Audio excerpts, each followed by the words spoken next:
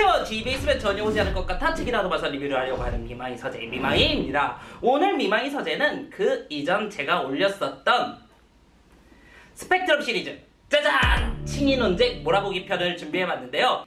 이 칭의 논쟁 몰아보기 편은 기독교에서 말하는 칭의, 하나님이 의롭다라고 선언하신 이 행위에 관련되어서 각각 5가지 관점을 가진 학자들이 자신들의 이야기를 펼치는 것입니다. 오늘 이 토론에 참여하는 5 학자들은 전통 종교개혁을 지지하는 마이클 호튼, 그리고 같은 종교개혁 진영이지만 전통 종교개혁과는 다른 부분을 지지하는 제임스 던, 그리고 마이클 호튼과 이 제임스 던 사이에서 중도적인 입장을 취하는 마이클 버드. 네 번째로는 프로테스탄트이지만 카톨릭과 계속적으로 대화를 해서 카톨릭과의 공동적인 칭의의 개념을 살리려고 하는 벨리 마티 카르카렌. 그리고 마지막 5번째 학자는 카톨릭 학자 제럴드 오클리스가 가톨릭에서는 의하라고 하는데요. 이 의하가 어떤 개념인지에 대해서 설명을 해주고 있습니다. 그리고 이 영상을 보시는 재미있는 꿀팁을 하나 더 소개해드리도록 하겠습니다. 고정 댓글을 보시면 지금 보이시는 화면처럼 각 학자들이 다른 학자들의 의견에 있어서도 각각 논평을 한 부분이 있는데요. 제가 이것을 고정 댓글에 짤막하게 적어 놓을 테니까 각 학자들의 의견을 보시다가 학자들의 의견이 끝나면 잠시 멈춤을 누르시고 다른 학자들이 각 발제자들에게 어떠한 논평을 했는지 비교해서 보신다면 여러분들에게 더 큰 공부가 되지 않을까 싶습니다. 자, 이야기가 너무 길어졌습니다. 스펙트럼 시리즈 칭의 논쟁 몰아보기 지금 시작하도록 하겠습니다. 안녕하십니까? 정통 종교개혁 진영을 지지하는 마이클 호튼입니다. 제가 전통 종교개혁 진영의 입장을 짧게 대변해 보도록 하겠습니다. 전통 종교개혁 입장은 이렇습니다. 신실하신 하나님께서는 아브라함과 하나의 언약을 맺으십니다. 그리고 그 언약을 통해서 하나님께서는 하나님 나라를 열방에 펼치시기를 원하셨습니다. 그런데 여러분, 이 아브라함의 후예라고 불리는 이스라엘 사람들 하나님과의 약속 제대로 지켰습니까? 아니죠. 매 세대마다 정말 막장 오브 막장, 그리고 하나님을 거역할 수 있을 정도의 최고조로 계속해서 거역하는 것이 바로 구약에 나온 이스라엘 백성들의 모습이죠. 이처럼 인간과 하나님과의 약속에서 계약 위반은 인간에게 있었습니다. 그러나 하나님은 너무나도 신실하시고 하나님은 너무나도 은혜가 많으시고 하나님은 너무나도 인간을 사랑하시기 때문에 이런 인간의 공로와 상관없이 그의 아들을 이 땅에 보내셔서 아브라함과 맺었었던 그 언약을 끝까지 신실하게 지키신 분이십니다. 그리고 우리는 그 언약을 믿는 사람들은 인간이 내가 무슨 율법으로 어떠한 행위를 했던지, 내가 어떠한 선행을 했던지, 내가 얼마를 기부를 도내를 했던지 그것과 전혀 상관없이 이것을 믿는 자만이 하나님에게 값없이 의로움을 받을 수 있다라고 하는 것이, 이게 신약성경 바울의 논리이고 그리고 우리 종교개혁 진영의 논리입니다. 그렇기 때문에 이것은 종교개혁의 굉장히 필수적이고 핵심적인 교리인데 이것을 거부하고서 종교개혁 진영에 몸담아 있다. 이것은 완전히 논리적인 모순이라고 생각합니다. 마치 보수정당의 진보정신을 가지고 가입하는 거와 진보정당의 보수정신을 가지고 가입하는 거와 똑같은 논리라는 것입니다. 그렇기 때문에 저는 프로테스탄트는 이 논리를 반드시 지켜야 한다는 것이고, 그래서 앞서서 제가 조금 마음이 격양이 되었었던 것 같습니다. 그리고 이러한 종교개혁의 칭의론, 이 신칭의를 지지하는 것은 비단 저만의 생각이 아닙니다. 과거 종교개혁의 역사를 살펴보면 수많은 교리 문답서에 이 지금 방금 제가 말한 이러한 교리를 다 담고 있습니다. 대표적으로 웨스트민스터 신앙고백서 13장에 그러한 교리가 담겨져 있고, 또 하이델베르크 교리문담에도 이 이야기가 담겨져 있으며, 또한 루터파 신앙고백서에도 이 이야기가 담겨져 있으며, 그 외에도 런던 필라델피아 신앙고백서, 침례교인들의 고백서죠. 이 신앙고백서에도 이러한 교리가 담겨져 있습니다. 골로새서 2장 13절로부터 15절에는 율법을 위반한 우리를 위해 그리스도가 십자가를 지셨다고 했고, 또한 로마서 4장 23절로부터 25절에도 이와 비슷한 의견들을 이야기를 하고 있습니다. 그 외에 수많은 바울 서신에서도 이러한 이야기를 하고 있고, 정통 종교 개혁자들 진영에서는 역사가 이를 뒷받침하고 있습니다. 카톨릭과의 차이는 이것입니다. 카톨릭은 진 아퀴나스가 주장하는 것처럼 하나님께서 선제적인 은총이 있고, 그 선제적인 은총에 힘입어서 인간이 어느 정도의 자유의지를 가지고서 죄를 거부할 때 그때 죄사함이 일어나는 뭔가 단계적인 변화를 추구하고 있다면 종교개혁가들이 주장하는 칭의는 법정 비유라고 하는데요. 여러분, 법정에서 판사가 이 사람은 무죄입니다. 땅땅땅 치면 어떻게 됩니까? 바로 무죄 선언이 나오는 거죠. 뭐 그 사람이 뭐 사회봉사를 한다든지 아니면 뭐 보석금을 낸다든지 그런 거 없죠. 무죄는 바로 그 자리에서 무죄가 땅땅땅땅 선언되면은 그 자리에서 이 모든 죄에 대한 기소권이 없어지는 거죠. 종교개혁가들이 주장하는 것이 바로 이러한 칭의라는 것입니다. 종교개혁가들은 하나님께서는 이미 그의 백성들이 예수 그리스도를 받아들이는 순간 이미 죄가 없어졌다라고 땅땅땅 사해졌다고 하는데, 가톨릭은 거기에 뭔가 인간의 자유의지가 더해져가지고 죄사함이 된다? 아니 그러면 그게 하나님이 하신 겁니까? 인간이 한 겁니까? 하나님, 완벽한 하나님께서, 완전히 신실하신 하나님께서 모든 것을 한 번에 싹 갈아줘야 그게 진정한 칭이지. 가톨릭처럼 뭘 인간의 자유의지가 좀 섞여서 뭐 중간중간 변화가 된다? 그것은 올바른 칭의가 아니라고 생각하고 있고, 종교개혁가들은 이 교리 하나를 지키기 위해서 진짜 많은 이들이 목숨을 던지고 목숨을 걸었습니다. 그렇기 때문에 우리는 이 교리에 대해서 굳건하게 지켜야 된다고 생각합니다. 물론 여러분들이 걱정하시고 여러분들이 염려하시는 건 잘 알고 있습니다. 하나님께서 의롭다라고 이 사람을 인정해 주셨다고 하더라도 이 사람이 가지고 있는 기본적인 죄의 속성이나 아니면 이 사람을 둘러싼 죄의 세계는 변하지는 않겠죠. 하지만 우리가 주목해야 할 것은 인간 스스로 죄의 옷을 벗었다거나 인간 스스로 뭔가 의로워지려고 한다는 것이 아니라 전적으로 하나님께서 100% 신실하신 하나님이 인간에게 의롭다고 선언을 했다라는 것, 이것이 중요한 포인트가 아닌가 생각이 듭니다.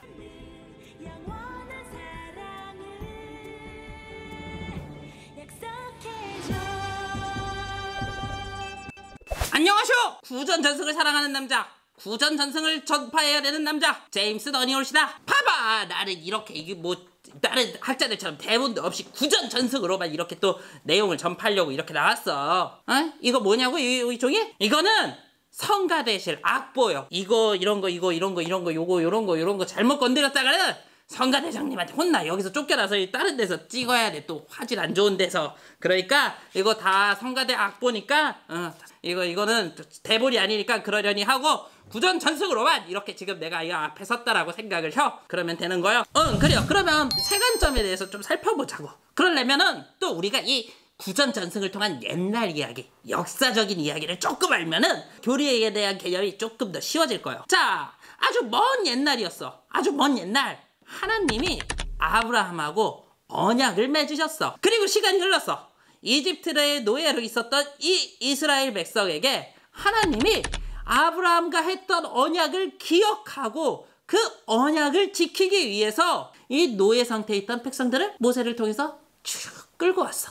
자, 그리고 이 백성들하고 시내산에서 다시 한번 율법을 통한 언약을 맺었어. 자, 이게 바로 유대교의 첫 시작이었던 거예요. 그러니까 무조건적으로 유대교는 율법을 지켜야 합니다. 율법을 안 지키는 사람은 개쓰레기, 막장, 너희들은 구제불능, 막 이 정도까지가 아니었다는 거야. 물론 율법이 나중 가서는 분명히 그런 안 좋은 역할도 한 거는 맞지만 원래 유대교 안에서의 기본적인 개념, 그리고 유대교 안에서의 기본적인 생각은 이스라엘 백성들이 세상에 있는 수많은 정말 마약과도 같은 그런 안 좋은 종교나 아니면 이방 문화에 물들지 않도록 하나님이 방어막 펜스를 쳐줬는데 그게 바로 율법이다라는 것이 유대교의 기본적인 개념이요. 그리고 바울 시대까지 오게 되면 유대교가 하나의 개념이 더 생겨. 그거는 바로 종말에 대한 개념이었는데 우리는 다 그렇게 생각하잖아. 유대인들은 한국인이고 중국인이고 미국인이고 일본인이고 다 지옥의 땔감들이라고 이렇게 유대인들이 생각했을 거라고 하잖아.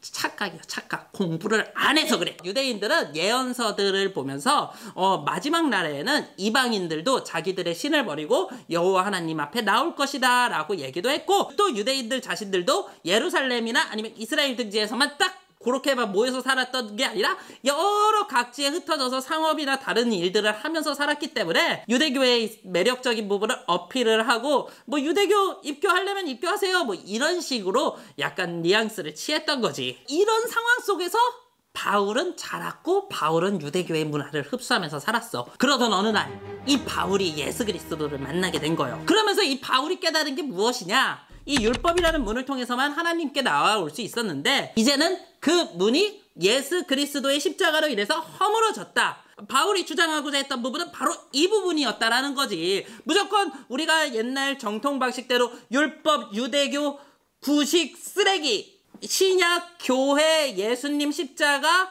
그리고 율법 폐기론, 완전 찬성! 이런 이분법적인 논의가 아니라 바울이 자라온 환경 아래에서 바울이 보기에는 이제 율법이라는 벽이 무너지고 예수 그리스도라는 새로운 길이 하나님께로 나아갈 수 있는 길이 되었고 그 길을 통하여서 많은 이방인들이 예수 그리스도께 나아올 수 있구나. 아! 종말의 때가 임했구나 라고 그렇게 생각을 했던 거예요. 그래서 바울은 자기 시대 때 예수 그리스도가 이 땅에 다시 와가지고 이 땅의 모든 역사를 게임을 끝을 낸다라고 생각을 했던 거잖아. 그렇다면 바울이 반대했던 것은 무엇일까? 바울이 반대했던 것은 율법 자체가 아니라 율법을 통해서 자꾸 하나님께로 나아갈 수 있다고 주장하는 사람들, 그 사람들한테 그게 아니라 이제 예수 그리스도를 통해서 하나님께 나아갈 수 있다, 그거를 주장하고자 했던 거였어. 그러면 우리가 또 그런 생각을 할 수 있잖아. 아니 하나님은 대체 그러면은 왜 못하려고 구약의 백성들한테는 율법을 줘가지고 그 왕국 시절 동안 그렇게 힘든 삶을 살게 하고 또 사사기 시절에는 또 그렇게 이방 백성들한테 계속해서 괴롭힘을 당하게 했어요?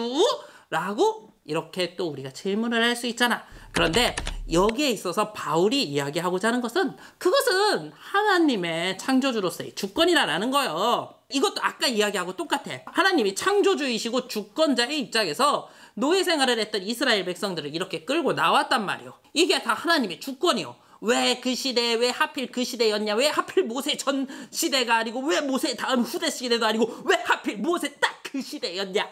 라고 우리가 따질 수가 없는 거예요. 왜냐면 우리는 피조물이기 때문에. 창조자이시자 주권자이신 하나님이 그의 주권을 가지고 이스라엘 백성들을 이렇게 이끌어낸 것처럼 이번에도 마찬가지라는 것이요. 그냥 하나님의 주권대로 예수 그리스도를 통하여서 십자가의 공로와 의로움을 펼쳤다라는 것이 바울이 주장하고자 했던 바였던 거예요. 물론 갈라디아서랑 로마서 일부에서는 바울이 율법을 진짜 개쓰레기, 진짜 율법은 폐기돼야 되고 율법은 사람을 망치는 거, 뭐 이런 식으로 표현한 부분이 있어. 그거는 인정이요. 그런데 동시에도 로마서 3장, 로마서 7장, 고린도전서 7장, 그리고 갈라디아서 5장을 봐봐. 그러면 거기서 바울은 율법에 대해서 어느 정도 변호도 하고, 그리고 또 율법에 대해서 정의를 할 때 하나님에 대한 사랑으로 정의를 하는 부분도 동시에 존재를 해요. 그렇기 때문에 바울이 무조건적으로 율법을 폐기했고 예수 그리스도만 믿으면 된다, 바울은 그런 얘기를 안 했어. 아주 이렇게 칭의는 단순하게 명사적, 법정적 지위 개념을 넘어서 동사적 개념이었다. 유대교, 유대인들에겐 동사적 개념이었고 바울은 바로 유대인이자 유대교의 배경에서 자란 사람이었다. 그것을 꼭 그 칭의 논쟁을 하는 사람들은 명심을 하도록 혀. 이것 봐, 구전전승으로 하면 다 할 수 있는 거. 이 뭐 밑에 이거 다 악보야. 악보만 보더라도 다 구전전승이면 다 할 수 있는 거를 뭐 갈라리아 뭐 논쟁책들을 읽고 에휴 별로야.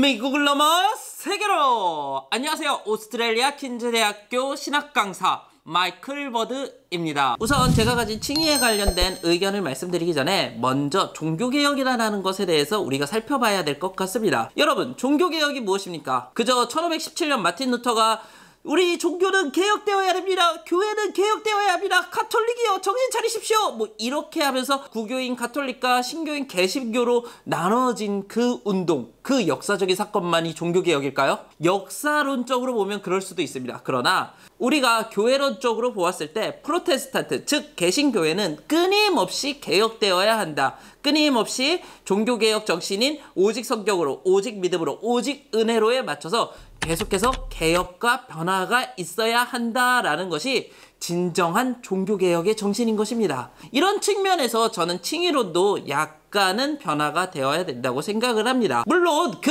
이전에 앞서 발제한 마이클 호튼 교수님의 의견이 굉장히 타당합니다. 그러나 그 의견은 너무 종교개혁가들의 시대와 사상에만 맞춰져 있고 성서와는 살짝 어긋나 있는 것 같습니다. 그래서 저는 이 성서와 살짝 어긋나 있는 종교개혁의 칭의교리를 다시 한번 살짝 이렇게 맞추는 그러한 작업과 그러한 이야기를 펼쳐볼까 합니다. 우선 제가 마이클 호튼 선생님, 즉 정통 종교개혁 진영과 의견을 같이 하는 부분은 이 부분입니다.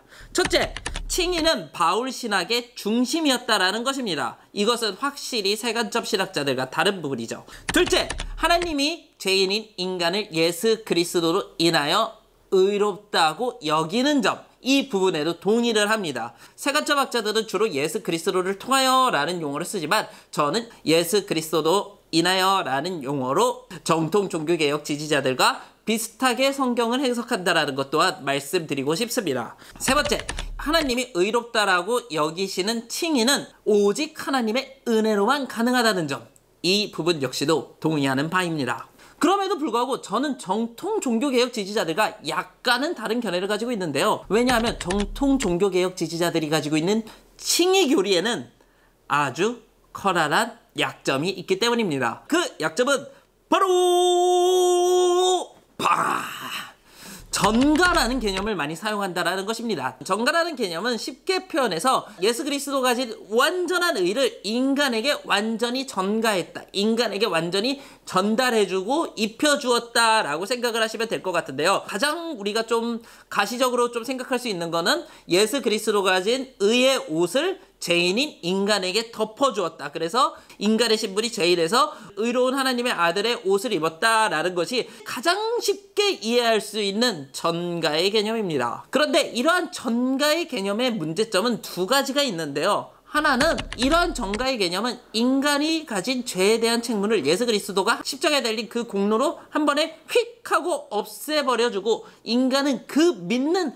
단 한순간에만 집중하게 한다라는 부작용이 있습니다. 여러분 잘 생각해 보십시오. 한 인간이 예수 그리스도를 믿고 그리고 하나님의 품에 갈 때까지 개인의 구원의 여정이 있는데 이 옛날 고전적인 칭의교리는 무조건적으로 예수 그리스도를 만났었던 그 순간에만 집중을 시키기 때문에 이 부분이 그리스도인의 성화라든지 그리스도인의 제자도라든지 그리스도인의 견인이라든지 이러한 개념이 상대적으로 약해질 수밖에 없다라는 그런 아쉬운 점이 있습니다. 두 번째는 과연 이 전가가 정말 성서적인 것일까라는 것에 대해서 우리가 의문을 던질 수 있다는 것입니다. 앞서 제가 언급한 것처럼 진정한 종교개혁 교회는 성경에 맞게 교회를 계속해서 변화시키고 계속해서 교회를 개혁해야 하는 것인데 이 성경을 살펴보면 전가교리가 100% 성경적이라고 하기에는 조금 애매하다는 것입니다. 그 이를 반증할 수 있는 여러 데이터들을 제가 책에는 실어두었지만 오늘은 가장 대표적인 걸로 로마서 4장의 이야기를 한번 꺼내볼까 합니다. 로마서 4장 1절로부터 6절을 살펴보면 여기서 하나님께서 사람을 의롭다라고 칭해 주십니다. 그런데 이 사람을 의롭다라고 칭해 주시는 이 부분은 예수 그리스도의 의가 사람에게 간 것이 아니라 그 사람이 하나님을 믿음에 하나님이 그 사람을 의롭다라고 여겨주신다라고 이야기를 하고 있습니다. 즉 우리가 이전에 생각한 것처럼 예수 그리스도의 의가 인간에게 와서 하나님이 그것을 의롭다라고 여겨주신다라는 것이 아니라 로마서 4장 1절에서 6절을 살펴본다면 여기서 말하는 칭의는 인간이 하나님을 믿음에 그 믿음을 의롭다라고 이야기를 해주고 예수 그리스도의 의의 전가 개념은 로마서 4장 1절로부터 6절에서는 찾아볼 수가 없다라는 것입니다. 오해하지 마시기 바랍니다. 저는 아담으로 인하여 인간들이 부패했고 다시 예수 그리스도로 인하여 인간들이 하나님께 나아갈 수 있다라고 믿는 사람입니다.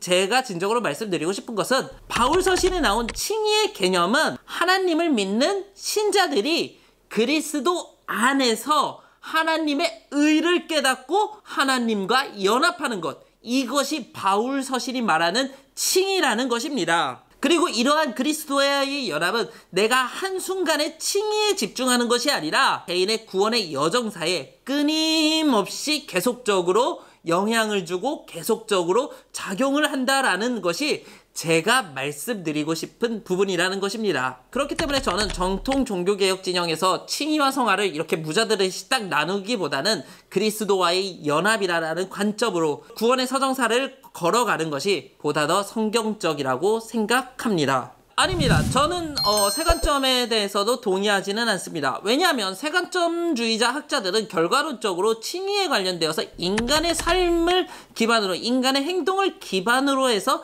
칭의를 얻는다고 주장을 하는 것 같아서 저는 세관점에 동의하지 않습니다. 특히 톰 라이트는 칭의에 관해서 이렇게 이야기합니다. 자신이 살아온 삶을 기반으로 한 하나님의 판결이라는 관점으로 칭의에 관해서 이야기를 하는데 저는 이 부분에 동의하지 않습니다. 그래서 결과론적으로 저는 우리가 단순하게 종교개혁 교리, 하나님이 그의 아들 예수 그리스도를 보내셨다, 그리고 그걸 믿어라 라는 것에 동의를 한다고 해서 인간이 칭의를 얻는 것도 아니고, 반대로 우리가 세관점처럼 우리가 뭔가 인간이 가진 행위나 인간이 가진 어떠한 삶의 지표에 따라서 칭의를 얻는다, 그것 또한 반대를 하는 중도적인 입장이라고 생각해 주시면 될 것 같습니다. 애매모호한 것 같죠? 하지만 이 애매모호함이 사실은 삼위일체적일 수도 있다고 생각합니다. 저는 칭의에 관해서 삼위일체적으로 이렇게 표현하고 싶습니다. 성부가 성자를 십자가에 내어주시고 우리의 칭의를 위해 그를 살리셨다.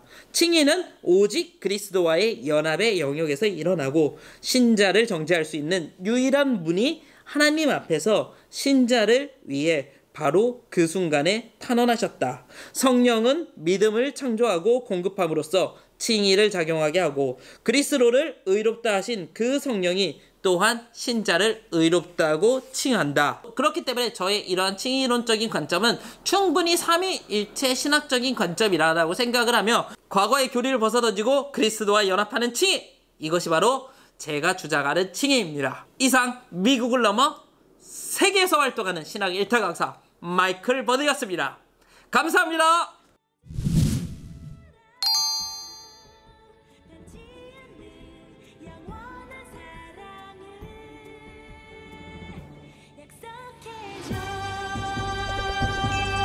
네? 중국에서 온 선교사님 아니시냐고요? 예, 영화 연문에 나왔었던 엑스트라 7번 아니냐고요? 아유, 아닙니다. 저는 핀란드 루터교 목사이자 대화를 사랑하는 남자 벨리 마티 카르카넨입니다. 아유, 괜찮습니다.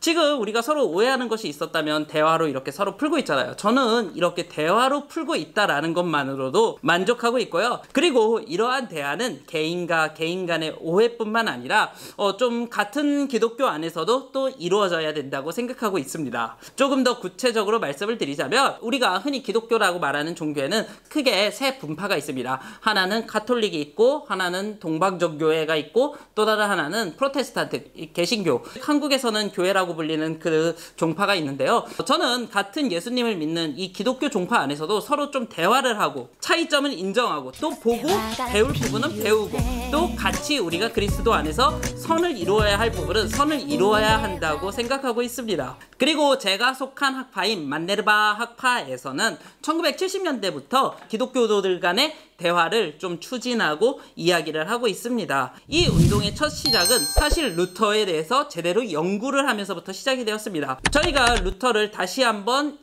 있는 그래도 역사 안에서의 루터를 재조명하다 보니까 우리가 흔히 아는 종교개혁 진영의 신학과는 조금 결이 달랐고, 또한 루터의 신학을 가지고서도 가톨릭이나 동방정교회와 같은 다른 기독교 종파들과도 대화를 할 수 있다는 것을 알았기 때문에 우리는 충분히 대화를 통해서 서로 간의 차이와 공통점을 인식할 수 있다라고 저희는 생각하게 되었습니다. 자, 그러면 구체적으로 역사적인 마르틴 루터와 그리고 루터의 후예들과의 어떠한 차이가 있는지를 말씀드리도록 하겠습니다. 우선 역사적인 루터의 후예들은 법정적 치기를 너무 강조합니다. 법정적 치기란 쉽게 표현해서 죄인이었던 사람이 하나님 앞에서 무죄함을 선포받았다라는 개념인데요. 루터파들은 이 개념을 너무 많이 강조하고 있고, 또 이 개념을 통해서 따라오는 의의 정가 개념, 그리고 칭의와 성화를 무자르듯이 이렇게 쫙 나누는 이러한 모습을 보여주고 있습니다. 루터는 법정적 칭의를 강조하지 않았고, 또한 칭의와 성화를 무자르듯이 딱 나누지 않았습니다. 그는 법정 법정적 칭의를 주장하기보다는 실제적, 존재적 칭의를 주장하였습니다. 실체적, 본체적 칭의란 하나님의 사랑을 통해서 그리스도와 연합하는 것을 의미합니다. 좀 더 구체적으로 설명하자면 하나님의 사랑으로 인간은 하나님의 사랑에 참여하게 되고, 이 하나님 사랑 안에 참여하게 된 인간 안에는 성령님이 거하시게 되고, 성령님이 거하시게 된 인간 안에는 하나님의 품성이나 하나님의 성품이 자연스레 드러난다는 것입니다. 여기 제가 커피를 먹었었던 커피잔이 있습니다. 아직도 커피 향이 그대로 나오고 있습니다. 왜냐하면 이 안에는 커피가 담겨져 있었기 때문이죠. 그것처럼 인간 안에 성령님이 거하시게 되면 인간은 자연스레 하나님의 성품을 나타낼 수 있고, 실체적이고 또 본체 안에서의 변화가 자연스레 일어난다. 이것이 바로 역사적인 마틴 루터가 이야기했던 칭의입니다. 그리고 논리적으로 이 하나님 사랑 안에 거하게 되면 이 하나님의 사랑은 무한정의 값을 가지고 있기 때문에 인간이 가지고 있는 모든 제약의 값을 다 소멸시켜 줄 수 있습니다. 그러나 현실적으로 인간은 제약된 존재이기 때문에 모든 죄의 값이 싹 사라지고 완전히 선한 천사의 모습으로 변하는 것이 아니라 아주 조금씩 인간의 제약의 값이 사라지고 대신 그 안에 하나님의 선한 본성이 나온다라는 것이 마틴 루터의 주장이었던 거죠. 즉 루터가 강조하고 싶었던 것은 인간의 공로는 칭의와 전혀 상관이 없다라는 것입니다. 다만 인간은 칭의를 입으면서 자연스럽게 변화가 되는 존재이며, 또한 이 변화를 통해서 자신들 이웃에게 그리스도를 드러내는 존재가 될 수 있다라고 이렇게 루터는 설명하고 있습니다. 그래서 우리는 루터의 이러한 칭의를 실체적 그리고 본체적이라고 표현을 하는 것입니다. 네, 그리고 실제적으로 대화를 했습니다. 1999년 10월 가톨릭 교회와 세계 루터 교회 연합회에서는 이 칭의에 관련된 교리를 공동적으로 발표한 부분이 있는데요. 제가 잠시 그 부분을 언급하겠습니다. 오해하지 말 것은 이 대화가 두 종파 루터교와 가톨릭이 서로 섞이려고 하는 그러한 혼합적인 대화가 아니라는 것입니다. 앞서 언급드린 것처럼 서로의 차이는 인정하고 또 서로가 공통적으로 지지하는 부분은 어떤 부분인지를 공식적으로 대화를 했다라는 것에 의의를 두시면 됩니다. 우선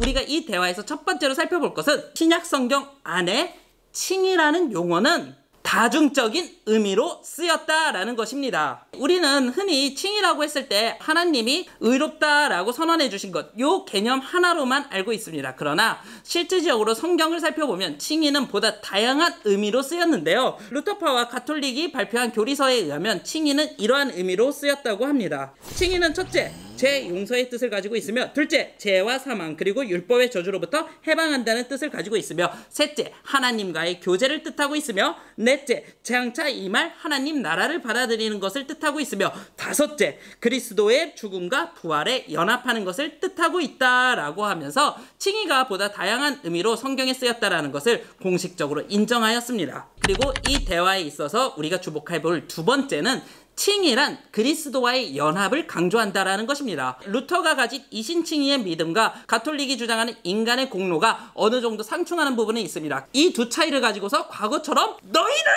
파문이다! 우리도 너희를 파문한다! 라고 하는 것이 아니라 서로의 궁극점이 그리스도와의 연합이라는 공통점을 가지고 있다는 것을 재확인하였습니다. 세관점도 충분히 우리는 언제든지 대화를 할 준비가 되어 있습니다. 저희는 세관점 신학자들이 굉장히 훌륭하다고 생각합니다. 특히 바울과 유대교 문화를 다시 이제 새롭게 재해석했었다라는 측면에서 그들은 정말 훌륭합니다. 다만 아쉬운 것은 그들은 바울과 유대교 문화를 재해석은 했지만 루터에 대해서는 재해석을 하지 않고 있습니다. 그렇기 때문에 그들이 충분히 루터에 대해서 재해석을 하고자 한다면 저희는 충분히 좋은 대화의 장으로 그들을 이끌어서 그들과도 좋은 대화를 하고 싶습니다. 이상으로 대화를 사랑하는 남자 벨리 마티 카르카넨이었습니다.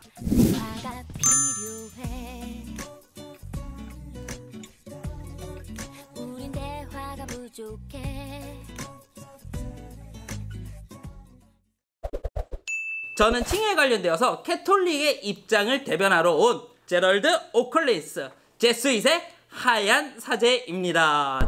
절대 차이니즈 레스토랑 셰프 아닙니다. 사실은 이 질문은 굉장히 안 좋은 질문이에요. 왜냐하면 캐톨릭은 칭이라는 단어나 개념을 사용하지 않고 있기 때문입니다. 칭의 무엇인가요? 하나님이 죄인을 의롭다라고 칭해주는 것, 이러한 뉘앙스를 가진 용어죠. 그러나 저희 캐톨릭은 이 칭이라는 용어를 사용하지 않고 오히려 의화라는 용어를 사용합니다.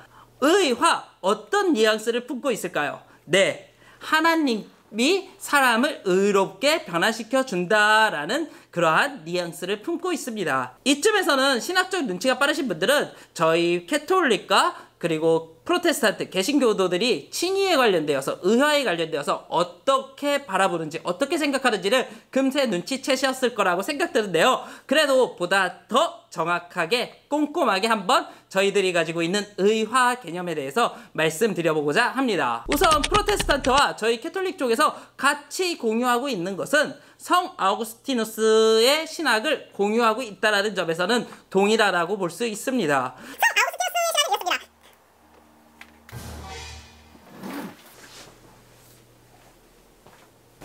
네, 성우님.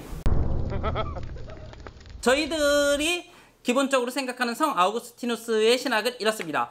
첫째, 인간은 스스로 하나님을 찾을 수 없을 정도로 부패되어 있다. 이것이 바로 원죄론이죠. 둘째, 이 인간의 죄의 문제를 해결할 수 있는 것은 오직 예수 그리스도의 십자가의 공로뿐이다. 인간의 다른 선행이나 어떠한 행위로도 인간 스스로가 가진 죄에 대한 책무를 해결할 수 없다라는 거죠. 그리고 셋째, 둘째 이야기에 근거하여 오직 하나님께서 인간에게 은총을 베풀어야만 인간은 하나님을 찾을 수 있다라는 것입니다. 여기까지는 저희 캐톨릭과 프로테스탄트가 공식적으로 동의하는 내용입니다. 그러나 저희 캐톨릭은 프로테스탄트처럼 무조건적으로 성 아우구스티누스의 신학만을 따라가지는 않습니다. 저희는 성 아우구스티누스의 신학뿐만 아니라 다른 성인들의 신학 또한 존중하고 있으며, 그리고 그 모든 성인들의 신학은 어떠한 특정한 시대적인 환경과 시대적인 배경 아래에서 나왔기 때문에 우리는 그 신학들의 시대적인 배경과 환경 아래에서 그들의 신학 중에서 좋은 부분, 장점으로 살려야 될 부분 장점으로 살리고, 좀 그 시대와 환경에 국한된 신학이라고 생각되면 그것들은 좀 버리는 작업을 하고 있습니다. 이런 측면에서 저희가 성 아우구스티누스 신학에 조금 동의하지 못한 부분은 바로 인간의 자유의지입니다. 성 아우구스티누스께서는 인간은 하나님의 은총을 입는다고 할지라도 인간 스스로 선한 자유의지를 갖거나 인간 스스로 선하게 하나님께 다가올 수 없다라고 이야기를 하셨습니다. 그러나 다른 캐톨릭에 있는 수많은 성인들께서는 이러한 신학적 의견에 조금 반대를 하셨고, 또한 저희들이 집중해야 할 것은 어떻게 하면 하나님의 은총을 입은 인간이 자유의지가 회복되어서 하나님 앞에 보다 더 가까이 나아갈 수 있는가, 어떻게 하면 신자로서의 삶이나 하나님을 믿는 백성으로서의 덕스러운 삶을 어떻게 하면 살 수 있을까에 집중을 하였습니다. 프로테스탄트들에게 있어서 세례는 어떠한 의미인지는 모르겠지만 저희 캐톨릭에서 가진 세례의 의미는 이렇습니다. 인간이 하나님의 은총을 받아서 어느 정도 자유의지와 인간이 가지고 있는 본성이 회복되었습니다. 그러면 이 회복된 인간의 본성을 가지고서 죄를 멀리하고 하나님께로 나아가려고 하는 그 방향, 그래서 하나님 앞에서 죄가 사해지는 의화의 과정, 이것을 나타내는 것이 바로 세례 예식이라는 것입니다. 그러나 성 아우구스티누스께서도 염려하고 걱정하셨고, 또 여러분들도 걱정하시는 부분, 바로 세례를 받고서도 그 신자가 계속해서 죄에 물들어 있고 자범죄를 짓는 그러한 모습을 보여주고 있다는 것이 이 논리의 치명적인 허점이 될 수도 있겠죠. 그래서 또 존재하는 예전 의식이 바로 고해성사라는 것입니다. 저희 캐톨릭은 고해성사를 통하여 세례받은 하나님의 신자가 실수로 혹은 죄에 대한 유혹을 이기지 못하고 죄를 지게 되었을 때 고해성사를 통하여서 자신의 죄를 극복하고 다시금 하나님 앞에 올바로 설 수 있는 그러한 제도가 바로 고해성사입니다. 80년대 프로테스탄트 남자들에게 있어서 고해란 그저 어찌합니까? 일 수도 있겠지만 저희에게 있어서 고해는 보다 더 깊고 보다 더 넓은 측면에서 신자가 의화될 수 있도록 도와주는 귀중한 예전적 제도입니다. 캐톨릭이 종교개혁 진영 극단적 개신교, 특히 장로교도들은 여러분 저기 구원 받으셨습니까? 구원 받으신 분 손 들어보세요! 이러한 개념을 지극히 거부합니다. 저희 캐톨릭은 신자의 구원에 대한 여부를 오직 하나님 외에는 알 수 없다고 하기 때문에 구원에 대한 강력한 확신을 가지는 것은 저희 캐톨릭 입장에서는 반대를 하고 있습니다. 여기까지가 저희 캐톨릭이 프로테스탄트와 의화 개념에 있어서 가지고 있는 차이점이었습니다.